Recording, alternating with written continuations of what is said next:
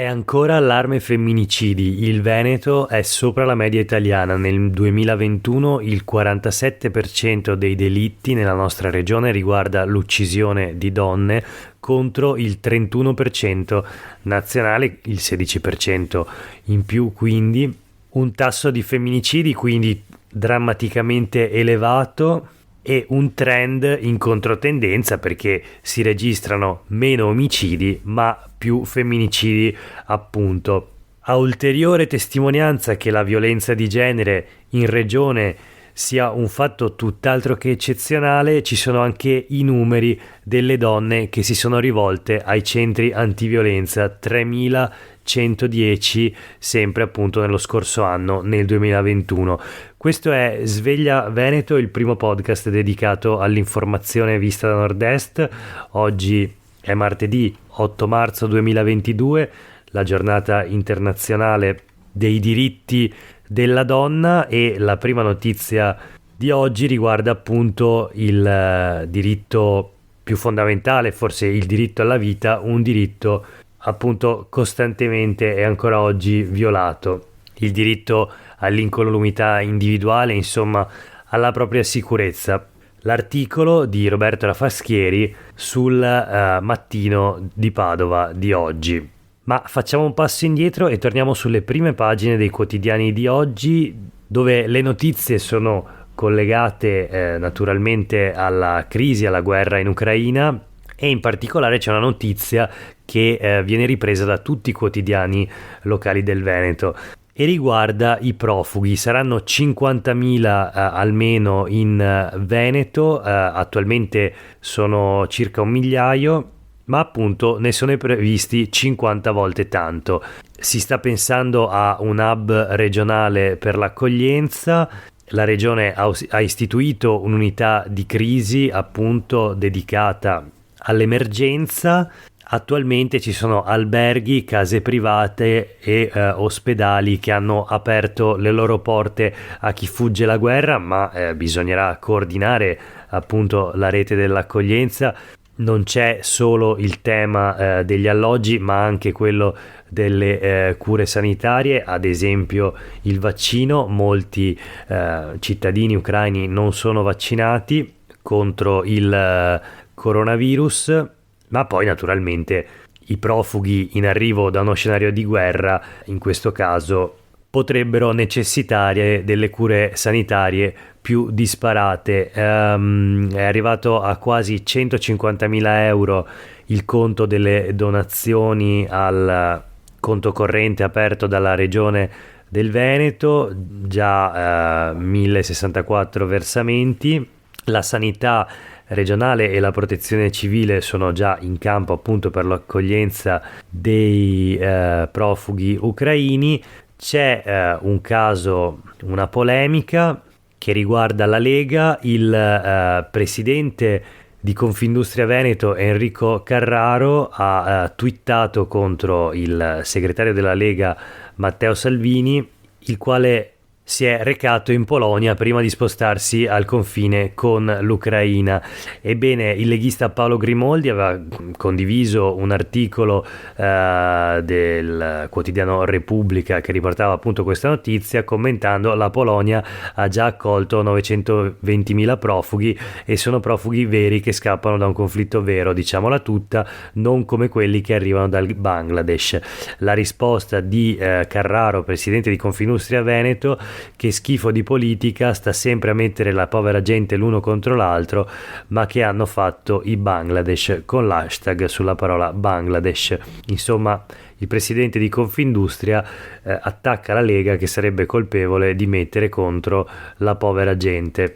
La notizia sul Gazzettino di oggi, che è curiosa, nel senso che non è usuale che il presidente di Confindustria del Veneto si esprima con parole forti, polemiche contro esponenti della Lega, il partito più vecchio d'Italia che governa la regione del Veneto da oltre 20 anni. E inoltre ho trovato curiosa anche la scelta delle parole, questa idea di mettere la povera gente l'una contro l'altra. ripresa e citata da un presidente appunto degli industriali. Ma voltiamo pagina. Collegata alla crisi in Ucraina, alla guerra in Ucraina e appunto anche qua con un po' di polemica c'è la questione dei rapporti con gli atenei russi. In questi giorni ne abbiamo viste di tutti i colori, concorsi universitari che vengono cancellati, con la presa di posizione ad esempio della Biennale d'arte e architettura di Venezia, ma proprio a Venezia la rettrice di Ca' Foscari avverte: è sbagliato tagliare i ponti con le università anche della Russia. Cultura e dialogo sono le uniche armi da usare. Annuncia una commissione per il caso Medinsky, ex ministro, ora capo della delegazione trattante russa, a cui Ca' Foscari nel 2014 aveva insignito, aveva concesso un'onorificenza.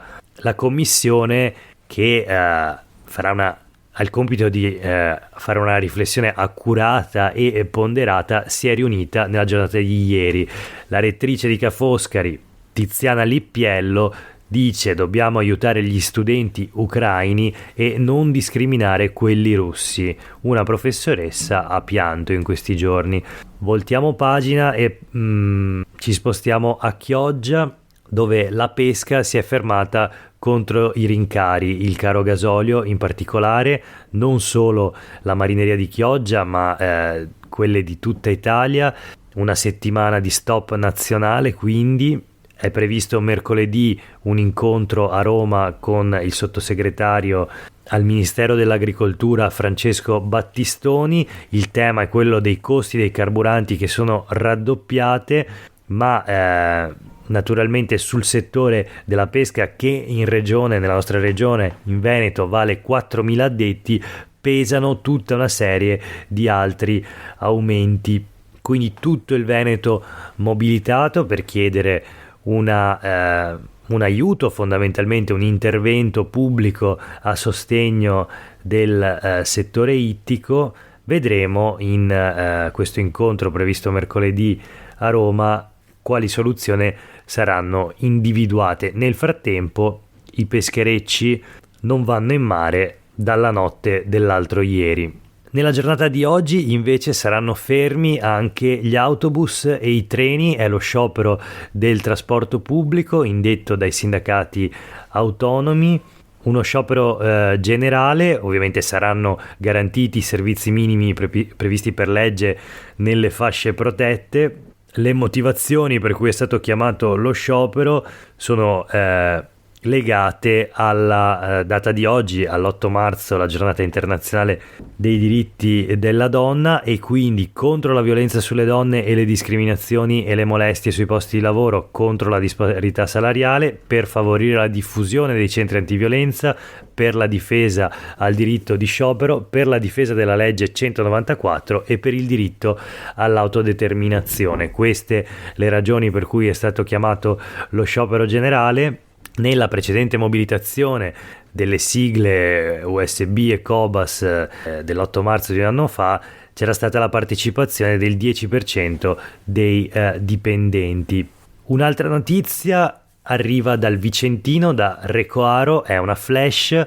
20 milioni di euro messi a disposizione dal PNRR. C'è il piano per il rilancio della località che fu turistica, termale e in parte lo è ancora, ma appunto ha bisogno di un rilancio che coinvolgerà anche lo sport. In 30 anni il paese ha perso il 21% degli abitanti. La sfida è rendere di nuovo attrattiva Recoaro, un comune molto esteso a nord della Valle dell'Agno.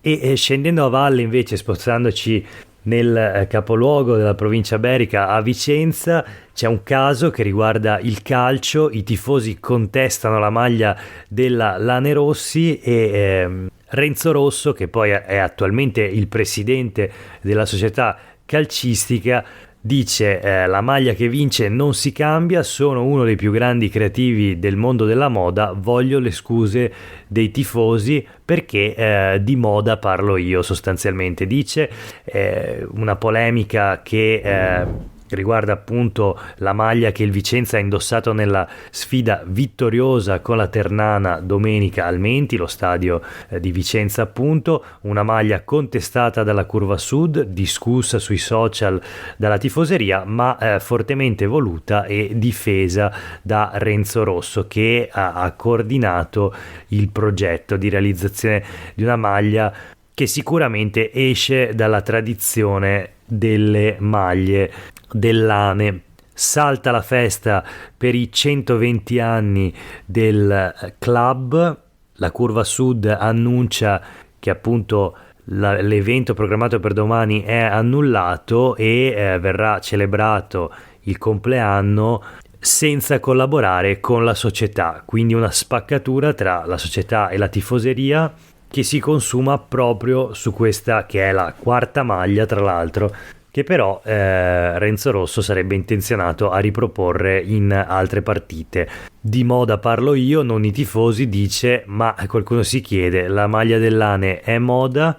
Con questa domanda, anzi con l'ultima notizia di oggi, un'altra flash, ci salutiamo. La procura ha aperto un fascicolo contro quelli che il Mattino di Padova definisce i guardoni digitali che si sono introdotti nel portale di sorveglianza Covid della regione, violando la riservatezza dei dati sanitari altrui, quindi un fascicolo in procura sulle intrusioni informatiche e quindi sulla falla nel sito del sistema sanitario veneto, una falla clamorosa. Le aziende sociosanitarie hanno mandato le lettere ai titolari dei certificati che sono stati violati. Una segnalazione è stata inviata anche al garante per la protezione dei dati personali, il cosiddetto garante della privacy. Ecco, per oggi è veramente tutto, grazie per aver ascoltato questa puntata di Sveglia Veneto. Io sono Jack Calcetto, a tutte e tutti voi una buona giornata internazionale dei diritti della donna, 8 marzo 2022. Buona giornata.